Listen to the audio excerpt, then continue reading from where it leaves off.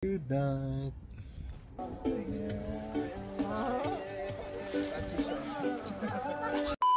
Where are we going? To the beach! Yo, what's up mga bay? Kamusta yung Easter Sunday natin dyan? Kami sumaglit dito sa beach ng Barangay Tulingon sa Isabel, Leyte. Public beach ito mga bay. Kung mapapansin nyo, walang tindahan or any commercial establishment. Kasi pinagbabawal ng barangay to maintain its natural form. Ang medyo challenging lang pag pumunta dito ay yung daanan papunta sa shoreline kung saan pwede tayong pumwesto. Kung mapapansin nyo ay mabato pa nga. Pero kayang-kaya yan. At nung pagdating nga namin mga bay, di man lang kami nakapwesto. Yung mga kids, walang sinayang na oras at nagtampisaw na nga. Kumain lang kami saglit at sinimulan ko na nga yung task ng bawat ama kada outing ng pamilya. Since naunang nagawa yung salbabida ni Bunso, pangiti-ngiti na lang at nag-i-enjoy na sa kanyang paglalangoy. At si Master naman chill-chill lang sa gilid. Di rin nagtagal mga bay ay nagtampisaw na nga din ako. Nilinisan ko lang saglit at isinuot ang aking snorkel para at least ma-enjoy din natin yung view sa ilalim ng dagat. Medyo matagal na rin yung last nating swimming mga bay. Siguro mga last week.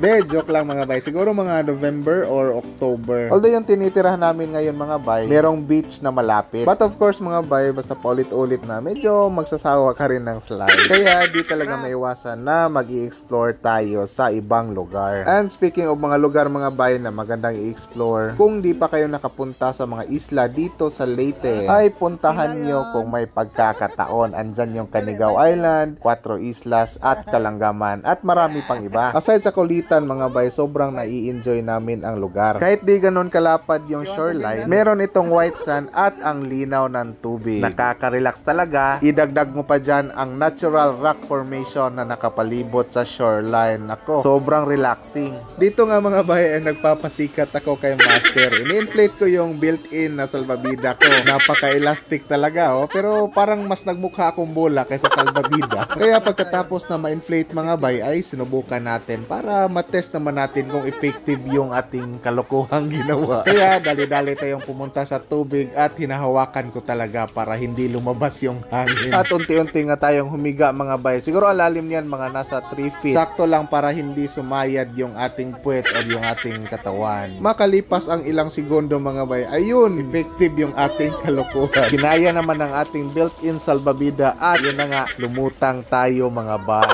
Right. Kaya ayun, napabilib din si Bunso kaya tinuturuan ko siya ng mga teknik paano lumutang. Dito nga ay tuwan-tuwa siya kasi nga daw hindi pa ganun kalaki ang kanyang tiyan. Hindi pa pwede lagyan ng maraming hangin.